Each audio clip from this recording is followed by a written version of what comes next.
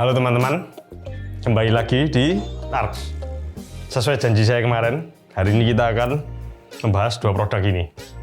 Kita akan membahas mengenai integrated grafiknya. Kita tidak membahas CPU-nya ya, kita membahas integrated grafiknya dan nanti kita akan jelaskan kenapa kok kita membahas integrated grafik dari Intel dan AMD kali ini. Kalian pasti penasaran kan, sudah banyak yang tanya toh, ini Intel Xe dan Vega 8 mana yang lebih baik? Oke, mari kita lihat. Jadi ceritanya begini, kenapa kita mengadakan pengujian ini? Karena sebetulnya kita penasaran. Beberapa waktu yang lalu ketika launchingnya AMD yang Ryzen 7 5700G ini kita sempat melihat harga-harganya bertebaran di sosial media. Harga prosesornya ini sampai 8 jutaan lah kira-kira ya, 7 juta sekian lah. Kan ini untuk sebuah prosesor kan amat sangat mahal sekali. Nah, sedangkan yang digadang-gadang AMD kan EPU-nya ini sebetulnya oke. Sebetulnya EPU ini ada untuk menjembatani supaya ketika kita tidak ada VGA seperti hari ini, kita bisa tetap bermain game dengan menggunakan integrated grafiknya. Tapi kalau harganya jadi segini, apakah ini bisa jadi solusi apa enggak? Itu yang melatar belakangi kenapa kita mengadakan pengujian ini. Karena kira-kira hampir 1 bulan yang lalu, saya punya ulah iseng. Saya beli Intel NUC ini. NUC ini i7 generasi 1165 G7. Berarti dia kategorinya yang menggunakan Intel Xe. Kalau G7 ini yang PAHI 7 ini dia NUC yang performance. Jadi yang TDP-nya 40 watt. Ini harganya waktu saya beli waktu itu sekitar 6,8 sampai 7,2an lah. Tapi mungkin sekarang harganya sudah naik. Nah ini integrated grafiknya, konon katanya G7 96EU ini yang paling kencengnya punyanya Intel hari ini. Nah, kita kan penasaran, ini integrated paling kenceng punyanya Intel, ini integrated paling kenceng punyanya AMD. Dengan harga yang kurang lebih sama, kira-kira performanya bagaimana? Jadi nanti kita bisa tarik kesimpulan, sekiranya apakah kita kalau mau main game yang murah meriah ini yang casual gaming, kita mau pakai EPU atau pakai NUC ini.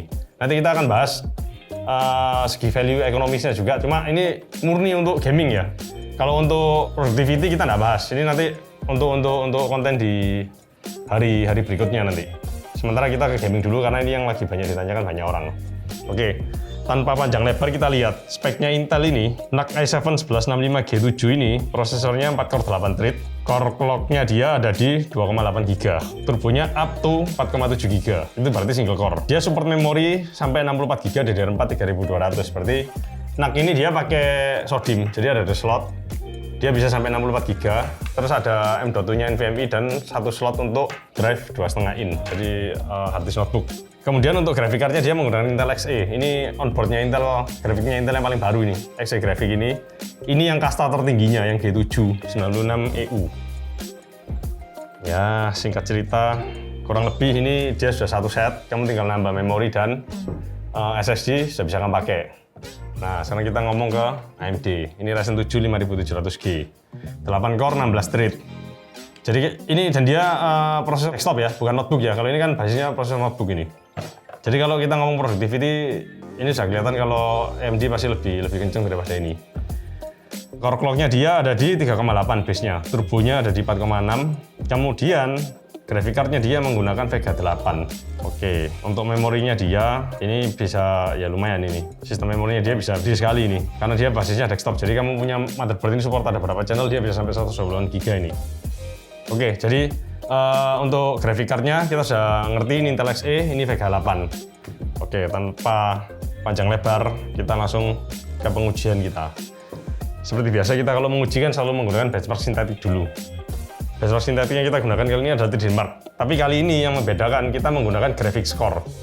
Kenapa kita pakai graphic score? Itu dengan tujuan kita cuma ingin tahu performa pure-nya dari graphic card-nya tanpa ada campur tangan dari CPU dan memori.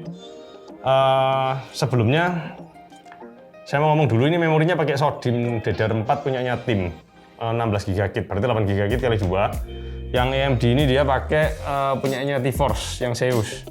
Ini juga sama, 16 GB, DDR4 3200. Timingnya kurang lebih sama, 20 sekian lah ini. Nanti kalian bisa lihat di screenshot CPU sheet-nya. Oke, sekarang kita bacakan hasil pengujiannya. Kita mulai dari pengujian yang paling rendah dulu, baru semakin lama semakin naik, supaya kamu melihat hype-nya. Kita nyoba pertama kali pakai Night Trade. Night Trade itu benchmark dari 12. Untuk AMD, skornya ada di 18.743. Sedangkan Intel ada di 19.328. Berarti untuk game DirectX 12 yang detailnya nggak sebagus game-game offline itu, kira-kira Intel ini lebih unggul sedikit lah. Kemudian kita lanjut ke Wildlife. Wildlife ini dia menggunakan API-nya Vulkan. Kalau kita pakai AMD yang 5700G ini, skornya ada di 8623. Sedangkan di Intel Xe ini dia ada di 11.427. Ini lumayan mencengangkan sih perbedaannya. Cuma Wildlife ini karena pakai Vulkan dan tidak banyak game yang pakai Vulkan di market hari ini, jadi kita nggak bisa pakai ini buat patokan. Cuma ini suite test yang selalu kita jalankan, jadi kita bacakan aja. Kemudian kita berlanjut ke First Strike. Nah, First Strike ini baru mulai kelihatan. Ini game DirectX 11. By default dia jalan di resolusi 1080p. Kalau kita pakai AMD, graphics skornya ada di 4392. Sedangkan di Intel skornya 5041. First Strike ini biasanya cukup bisa dijadikan patokan. Kalau kamu punya skor di atasnya 3000, kira-kira kamu main game-game DirectX 11 dengan setting low to medium di resolusi 1080p, itu kan bisa dapat di atasnya 30 fps biasanya. Kemudian kita lanjut ke DirectX 12, kita pakai Time Spy. Time Spy di AMD skornya ada di 1330 dan Intel ada di 1479. Jadi sepintas kalau kita lihat hasil benchmark sintetiknya untuk 3D Mark, Intel lebih mendominasi. Tapi apakah itu akan merefleksikan nanti kalau kita main game, real game, apakah sama atau tidak? Kita bisa lihat nanti. Nah, kemudian pengujian berikutnya, kita mulai masuk ke pengujian real game. Tapi real game-nya ini kita pakai built-in benchmark dulu. Nanti untuk real game yang memang benar-benar kita mainkan ada sendiri. Oke, pengujian berikutnya kita akan menggunakan benchmark dari Final Fantasy. Untuk settingannya, kita menggunakan resolusi 1080p, detailnya rata kiri.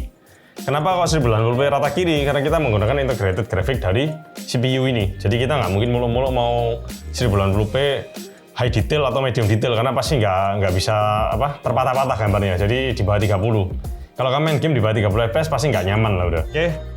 Kita mulai dari Final Fantasy 14. Kita menggunakan built-in benchmark dari Final Fantasy 14 Endwalker. Untuk AMD, total skornya ada di 6194 dan Intel ada di 5925. Ya, beda-beda sedikit lah, beda-beda sekitar 200 poin lah. Ini dia menggunakan DirectX 11. Kemudian kita beralih ke Final Fantasy 15. Kita menggunakan built-in benchmarknya juga. Untuk AMD skornya ada di 2744, di Intel ada di 2736. Kurang lebih sama, seimbang untuk Final Fantasy 15. Cuma selama kita mencoba Final Fantasy 15 ini average FPS-nya waktu built-in benchmarknya jalan ini ada di angka sekitar ya 30-an lah. Jadi kalau dari benchmark sintetik yang kita lakukan ini, kira-kira kesimpulan sementara saya ya, kalau kamu main game dengan menggunakan built-in integrated graphic dari CPU ini, 1080p low detail, itu kalau buat saya agak kurang nyaman, karena di Final Fantasy 15 itu ada di sekitar 30 something lah. Tapi nggak 30 yang 30-40 fps yang ke atas gitu, selama konstan gitu ya nggak. Tapi lebih banyak ke sub 30-an. Jadi ya kurang nyaman kalau menurut saya.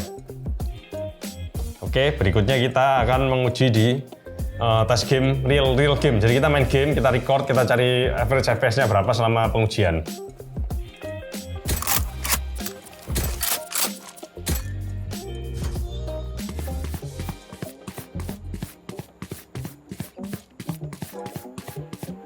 And the spike still in base.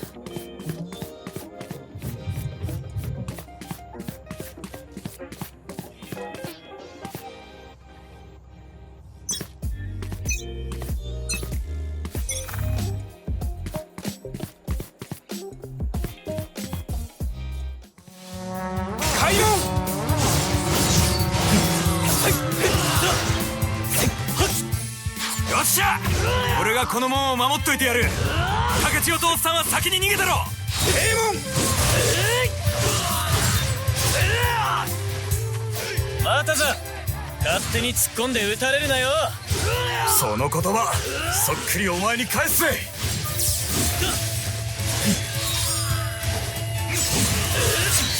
人質の退路を断て。ならば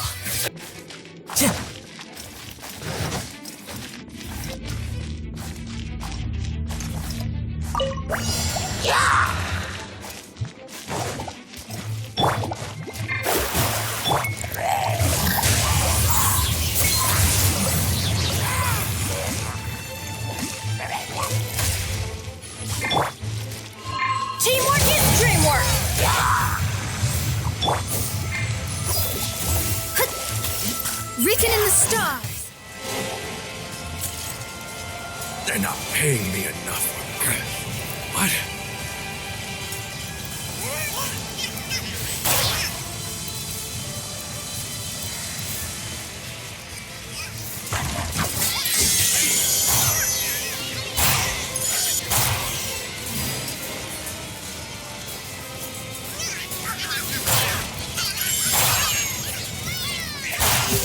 Level up.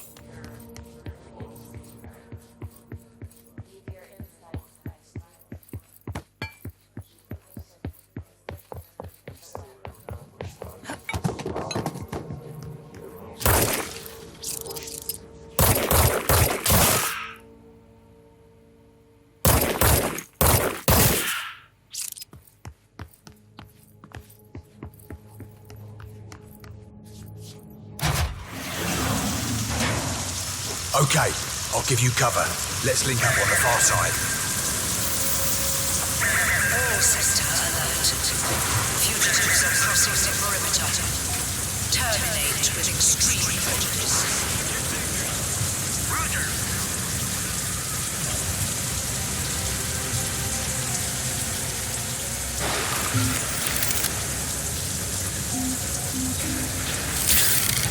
Oke, kalian sudah melihat hasil pengujian dari 6 game.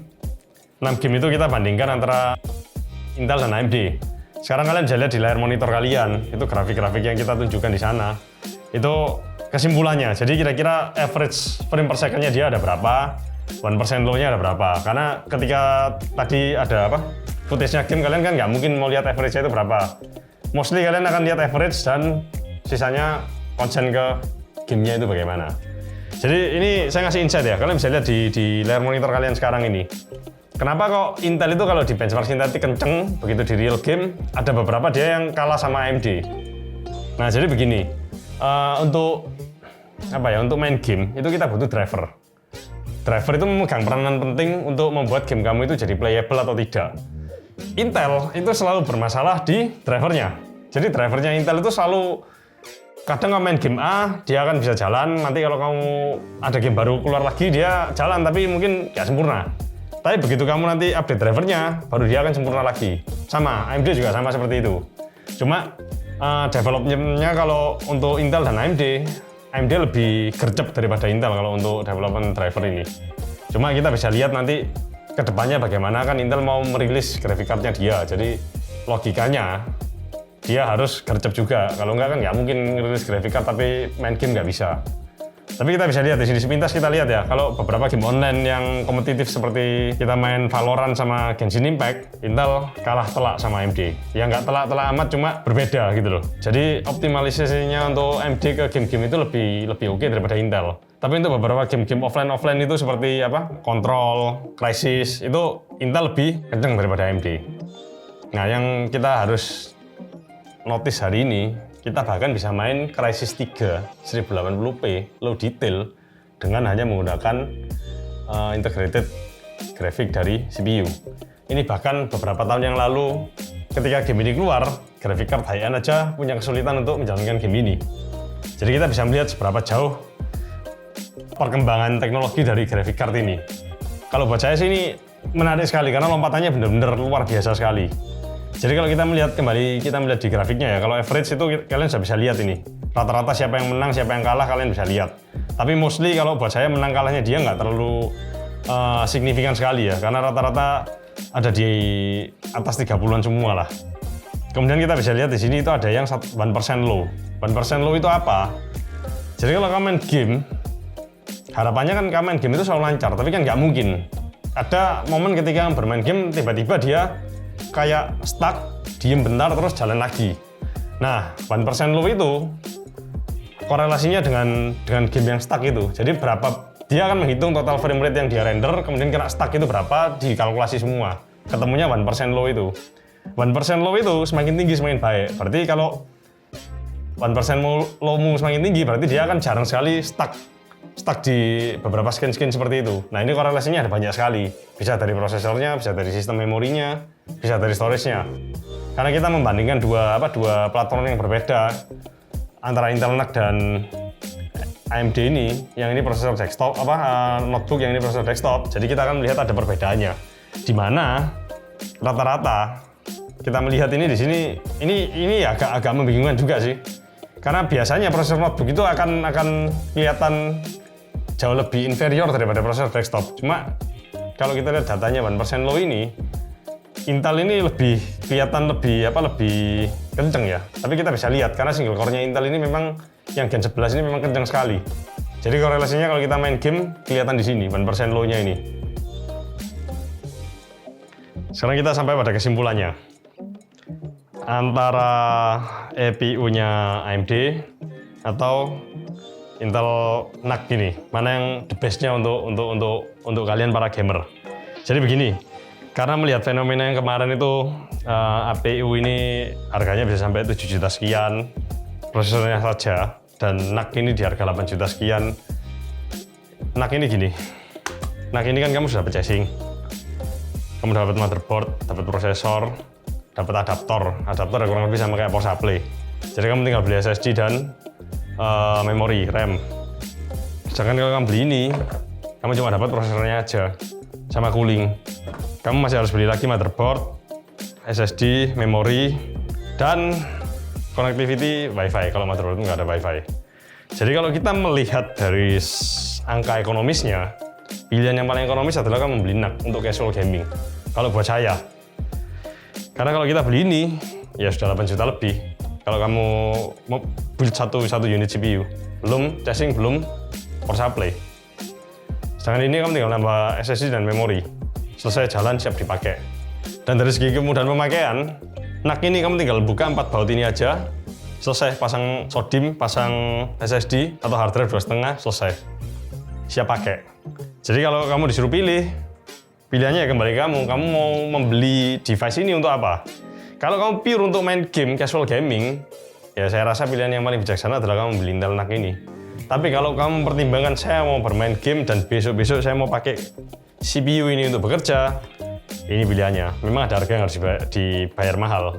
Karena ini 8 core 16 thread dan performanya untuk productivity luar biasa kencengnya, jauh lebih kenceng daripada NUC. Tapi kalau kamu casual gaming, ya ini jawabannya. Daripada kita beli ini. Ya saya nggak tahu sih ini kenapa kok harganya sampai segini mahalnya. Cuma berdasarkan insight kita yang kita lihat di pasar, dua produk ini kan bersandingan harganya. Nah, dua ini ya. Ini nggak diikutkan lah, motherboardnya nggak ikut masuk lah. Prosesor dan satu unit NUC ini. Nah, kita akan kembali ke kalian. Kalau kalian punya budget segitu, mana yang kalian beli? Pro dan kontra itu akan selalu ada, tim mendang-mending itu akan selalu ada, tapi kita berkomentar, silakan komentar di bawah, tapi konteksnya di dua ini. Jangan mending saya ngerakit PC pakai VGA GT 1030, Lord Chest Plank dibawa lagi. Enggak, kita nggak bahas itu, kita bahas integrated ini. Kalau bagi kalian yang pengen beli ini. Terus satu lagi, kenapa kita ngetesnya pakai 5700G, kenapa nggak 5600G? Karena ini sudah top of the line-nya Intel, yang tertingginya Intel untuk grafik integratednya. Jadi ya adil dan bijaksananya kita pakai integrated yang paling tingginya dari AMD, karena kita memang porsinya untuk uji kemampuan gamingnya dia. Sekian pengujian singkat mengenai integrated grafik dari Intel dan AMD ini dari kami tim Arx. Bagi kalian yang suka dengan konten hari ini, silakan like, subscribe, dan komentar di bawah. Jangan lupa kita punya Facebook, Twitter, dan Instagram. Kalau kalian mau subscribe, ya sakarepmu. Nggak mau subscribe, ya sakarepmu. Jangan lupa tetap prokes, jaga kesehatan. Sampai jumpa di lain kesempatan. Bye.